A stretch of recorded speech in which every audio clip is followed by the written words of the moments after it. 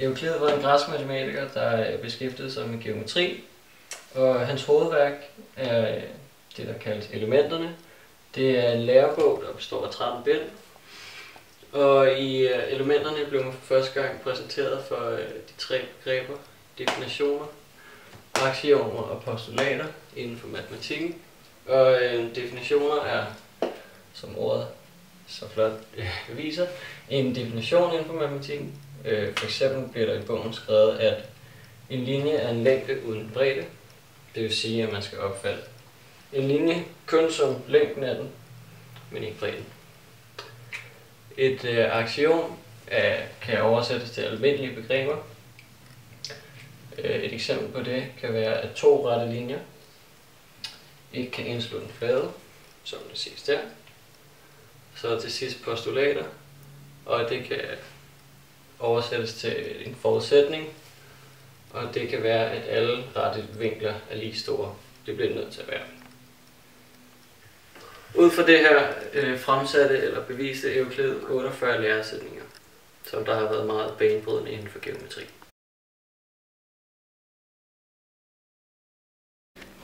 Jeg skal bevise sætning 12 i Euklids anden bog, og sætningen lyder: i stumpvinkeltrekanter er kvadratet på den side, der ligger over for den stumpe vinkel, større end summen af kvadraterne på de sider, der indslutter den stumpe vinkel, med en forskel, som er 2 gange direktanglen, der indsluttes af den af siderne ved den stumpe vinkel, hvorpå den lodrette fælles, og det stykke, der er den lodrette, afskæres udenfor ved den stumpe vinkel.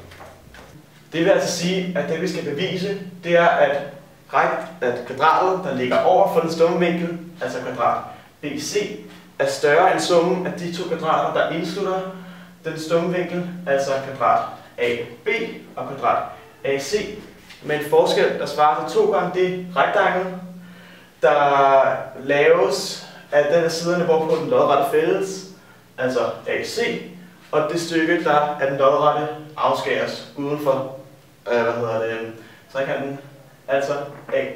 Det er altså de her 2 rektangler, der er til forskel.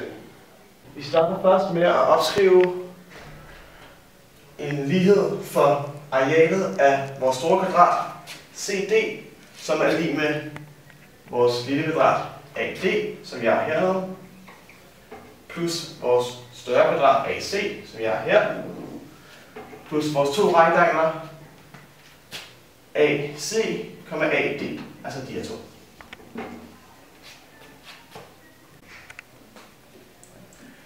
Herefter så plusser vi kvadratet BD på begge sider af lighedstegnet, så vi senere kan erstatte nogle udtryk. For at komme videre, laver vi en ny Pythagoras i vores 2 retvinklede trekanter, vi har fået. Vi har fået henholdsvis en stor og en lille. Vores store lyder BDC, hvor at Pythagoras så lyder, at kvadratet CD, som vi har her, plus kvadratet BD, som vi har her, er lige med kvadratet BC. Sammen gør vores lille trekant, som hedder ABD. Her er altså kvadratet AD plus kvadratet BD lige med kvadratet AB. Nu har vi altså fået et udtryk for henholdsvis BC og AB. Dette udtryk kan vi også finde tilbage i vores sætning, hvor vi har CD plus BD har vi også her, og kan altså erstatte det med BC, som vi gør her. Det samme med vores lille trekant, der har vi AD plus BD, og det har vi også her, AD plus BD, og det kan vi altså erstatte med kvadrat AB, som jeg har skrevet her. Nu har vi altså bevist vores sætning. Done. Ja. Okay, nu vil vi så kigge på sætning 212 i forhold til den kosinusrelation, vi kender i dag. Hvis vi igen kigger på vores sætning, så kan vi nu erstatte vores kvadrater i stedet for med sidelængderne i anden. For eksempel kan vi erstatte kvadrat BC, som vi har her, med sidelængden AN, og det samme med AC kan vi erstatte med BN, og A kvadrat AB kan vi erstatte med CN. Og så ved vores regneark, så har vi stadigvæk 2 gange vores sidelængde AC, som vi havde til at være B, og det eneste vi ikke kender til, det er vores sidelængde AD. Vi vil nu gerne finde et nyt udtryk for AD, og derfor tager vi så udgangspunkt i cosinus i en retvinklet trekant, mere specifikt vores lille trekant, der hedder ABD.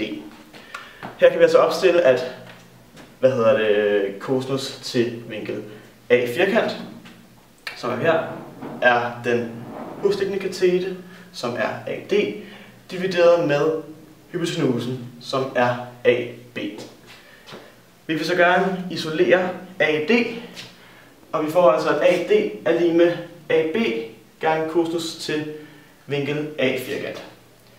Dette udtryk for AD kan vi nu gå ned og erstatte i vores ligning hernede. Og vi kan derfor indsætte AB. AB svarer også til, vores side C. Så vi kan altså indsætte C gange cosinus til vinkel A firkant i vores ligning.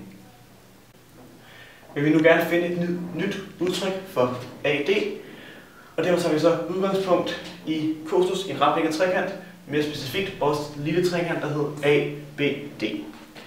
Her kan vi altså opstille, at cosinus til vinkel A firkant, som er her, er den husliggende katete, som er AD, divideret med hypotenusen, som er AB. Vi vil så gerne isolere AD, og vi får altså, at AD er lig med AB gange cosinus til vinkel A firkant. Dette udtryk for AD kan vi nu gå ned og erstatte i vores ligning hernede. Og vi kan derfor indsætte AB. AB svarer også til, vores side C. Så vi kan altså indsætte C gange cosinus til vinkel A firkant i vores ligning. Hvis vi nu indtegner vores trekant i enhedscirklen, så ser vi også, at cosinus til vinkel A firkant også svarer til det samme som cosinus 180 minus A. Og cosinus 180 minus A kan vi nu indsætte i vores udtryk hernede. Her. Og herefter kigger vi på vores enhedscirkel igen. Vi kan nu tegne, hvis vi nu spejler cosinus 180 minus A i vores y-akse, så får vi på den anden side cosinus til A. Der gælder altså for de her to værdier, at de har den samme numeriske værdi, og det betyder altså, at cosinus til 180 minus A også er lig med minus cosinus til A. Dette udtryk for cosinus 180 minus A kan vi nu erstatte hernede i vores ligning. Indsætter minus cosinus til A, og vi har nu fået den cosinusrelation, vi kender og bruger i dag.